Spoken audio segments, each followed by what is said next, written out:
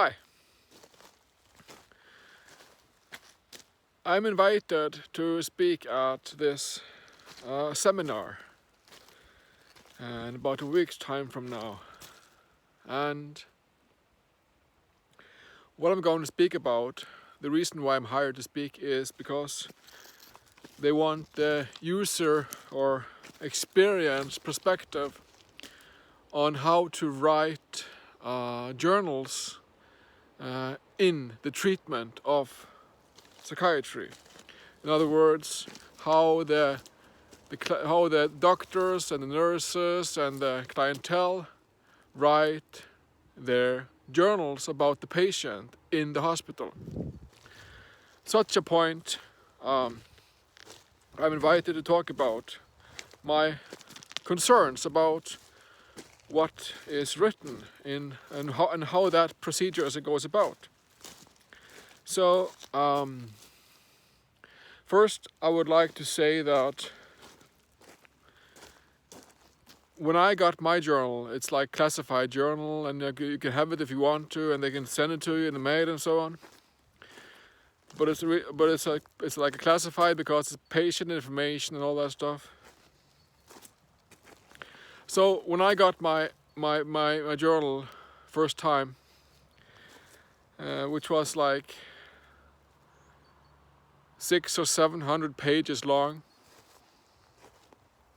with different people writing about me and about my psychiatry treatment. And what I remember is that what I could see from that paper was like this doctor's glasses and some heavy eyebrows from looking at this paper.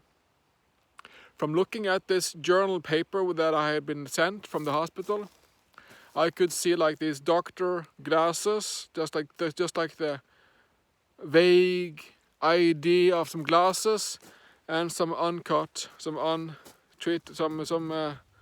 eyebrows. Within that document, there was then also this idea of mind omnipresent. The idea of a mind was omnipresent in the journal, in the text that I was reading. And it was like this white, screaming, and I emphasize screaming, light energy that would be like yelling at me when I was trying to read this paper. Because mind is involved with all our systems and all levels, education of doctors and everything. So of course there would be a heavy interference of mind in the journal I was reading about my treatment in hospital.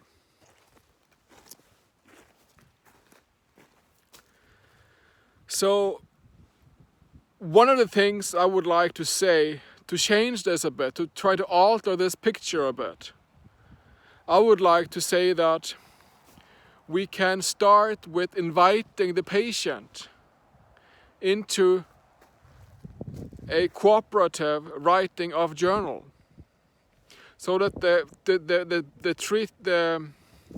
person who is in charge of the treatment, the worker, the nurse, the doctor, can write the journal in cooperation with the patient, so that there's an agreement about what is written.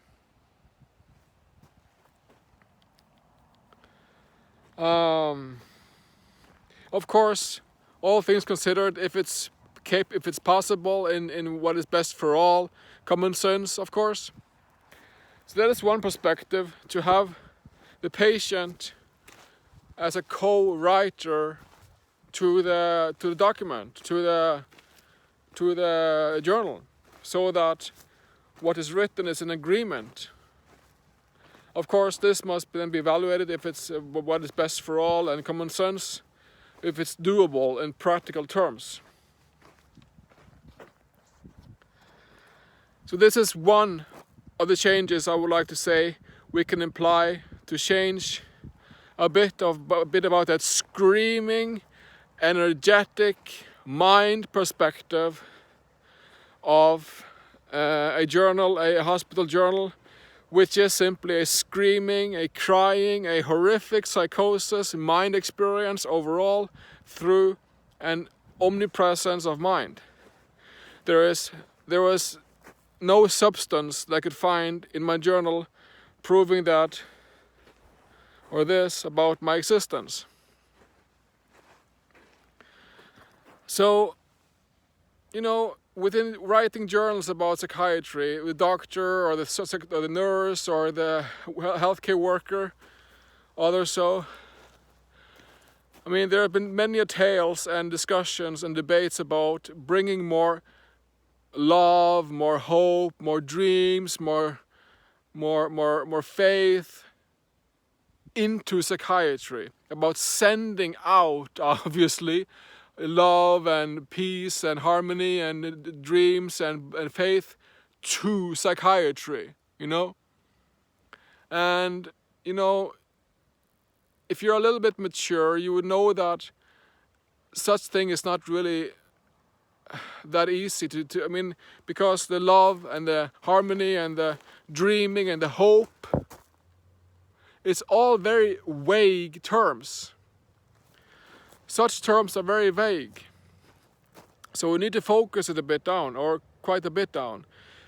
We need to narrow down our picture quite some to find out what within that collective idea of bringing more substance, more life, more liveliness to the treatment, to the journal making. And, because when the people is writing journal, either as a doctor or a nurse or a healthcare worker, whoever it is, there are many different people writing out a journal for one patient. There are many different individuals with different backgrounds writing out a journal for one specific patient.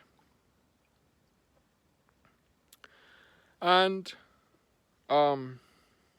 they all have different beliefs and value systems about what is common sense, about what is human dignity, about what is responsibility, what is honesty.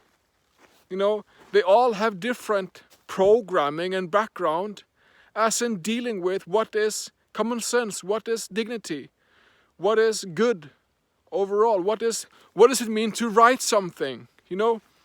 All these things make up a very fragmented picture, which is then glued together with the mind, you might say, in the journal as it has been. So, what I want to say about the focusing down, the narrowing down of the hope and dreams and love and faith and all those things that we want to send to psychiatry, they want to give to psychiatry, love and dreams and hopes, is to narrow that down and shrink it down and focus it into its core. And what I find is, yes, you guessed right, it is the key of self-forgiveness. I've been working with self-forgiveness for 7 years straight, and I'm still using it every day. And there is a profound difference in my nature today than what was prior to those 7, 8, 9 years ago, where I was very much a suffering schizophrenic. So look at my example and use my words, use my example. Because we need some good tools, some good building blocks to be used in the journal making of the treatment. The people who is treating, the people who is treating and writing journals about psychiatry need some new tools to work with in their journal making about a particular patient, any patient, So what I would like to say and emphasize is to you know, there are many different types of therapies. There's like the music therapy, physical exercise, painting, chemical therapy. There are many different types of therapy that have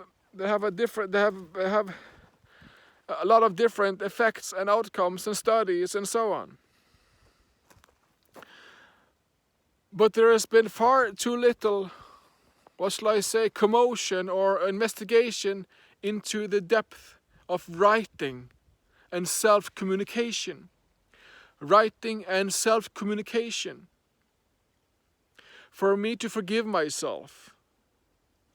Because self-forgiveness is a unique, and I do say, and I do mean, and I do emphasize, unique tool to use onto self.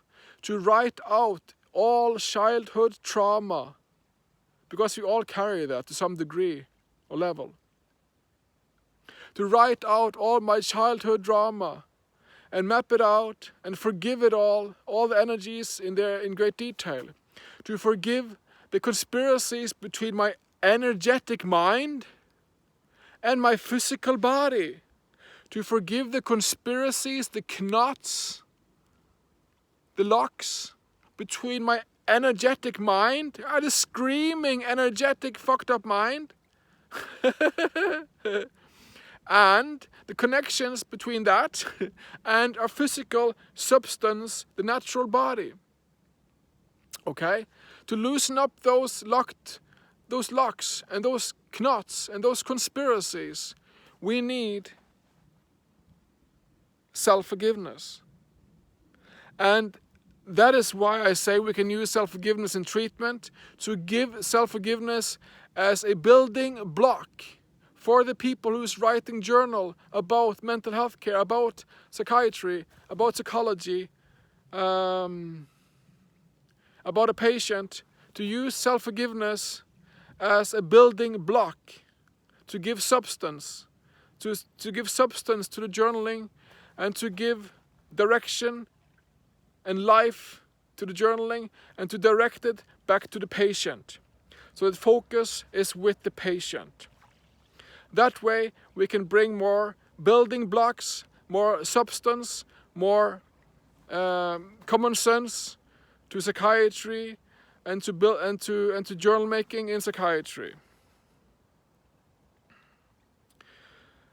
So let's look at how we can use writing, self-communication, and self-forgiveness as a tool to work with our journaling and our writing in psychiatry about patients. Look at my example. I was a suffering schizophrenic. I had so much trouble you wouldn't believe it. Today I'm a different person, or I'm a discovered person. I discovered myself all over again. And that is my own making, you know. I had lots of help from parents, from hospital, from Norwegian healthcare system, the welfare system, friends, all sorts of people and institutions have helped me, but it was me working with self-forgiveness that did the big steps that made me able to rise up and being able to share this here today with you. So thank you, and let's self-forgive. Thanks.